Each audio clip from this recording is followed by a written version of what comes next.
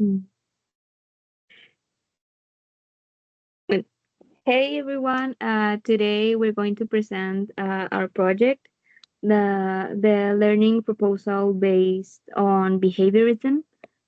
Today I'm going to present the first part of our project, which is based on B.F. Skinner's theory of radical behaviorism and how it can be applied in a real classroom context. The main goal of this project is to design a behavioral strategy that addresses specific challenges observed in a secondary school classroom. We aim to improve the learning environment by using reinforcement techniques is inspired by Skinner's work. Next slide. Next slide, please. Skinner believed that behavior could be shaped and maintained through consequences, specifically rewards and punishments. In our strategy, we focus on concepts like shaping, discrimination, and positive reinforcement as tools to encourage desirable behaviors and reduce classroom disruptions. We conducted our observation on a secondary school in Monterrey. The classroom observed was chemistry, taught by Mr. Linares to a group of 25 third-year students. At the beginning of the session, students were asked to form small groups to prepare an experimental presentation. This activity immediately caught their attention and engagement was high. The next slide, please.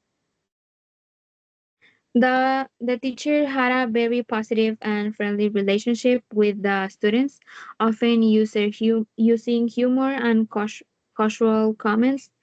While this created a comfortable environment, it also led to frequent off-topic conversations and made it harder to students to stay focused throughout the class. One of the most positive findings was the successful inclusion of students with special needs and another with A- ADHD. They were fully integrated into group work and supported by their classmates, which was great to see. The teacher also made thoughtful group assignments to encourage this support.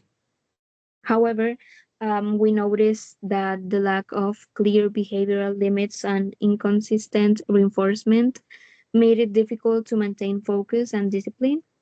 The main issue wasn't lack of interest, but rather the students' difficulty in regulating their spontaneous verbal behavior, like they were talking too much during the lessons.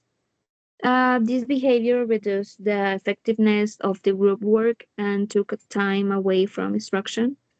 Based on what we observed and supported by our authors like Slavin and Schunk, we believe that consistent behavior management based on learning theory could make a significant difference.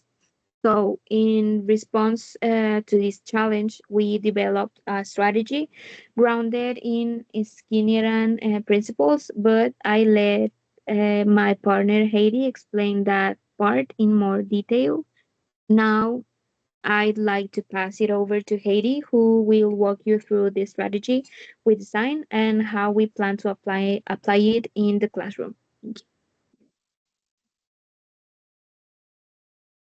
Okay, thank you, Arby. So let's begin with the theoretical foundation that behaviorism explores how behavior is influenced by its consequences, what we often call rewards and punishments.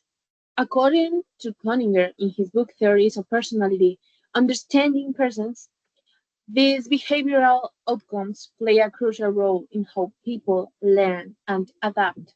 In this proposal, we aim to apply these principles within an educational setting. So we've chosen to apply B.F. Skinner's radical behaviorism, which is sometimes seen as one of the most extreme forms of behaviorist theory. But rather than causing stress or discomfort, we want to show that if used appropriately, it can have positive effects. Our goal is to create a classroom experience that is constructive and supportive for students. Also, we use this theory because it was the most related to our problem class.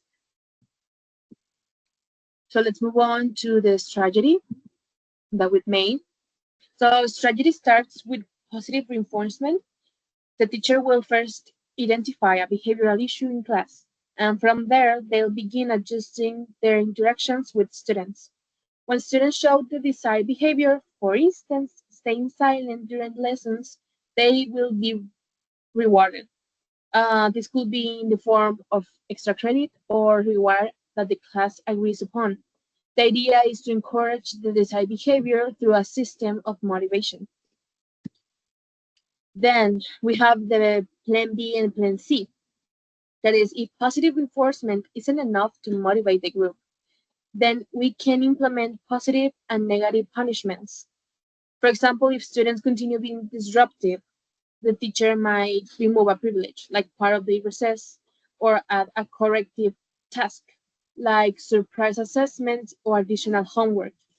These measures are designed not to penalize, but to help students understand the consequences of their behavior. So basically, it's that. Let's move on into the last part, that is the self reflection. So, student behaviorism and other psychological theories has shifted my perspective on what it means to be an educator.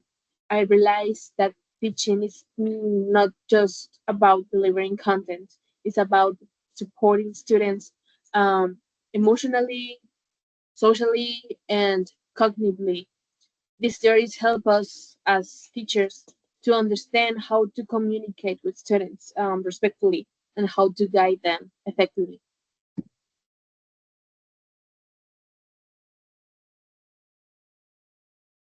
In my experience, I had a significant impact on me, as it made me realize how often through my own school life, my teachers applied these same behavioral theories, and I wasn't like paying attention to whether they using them correctly or not.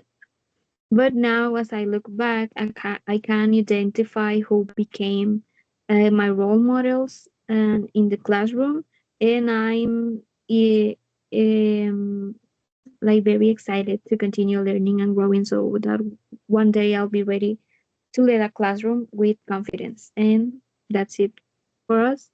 Thank you very much. Thank you.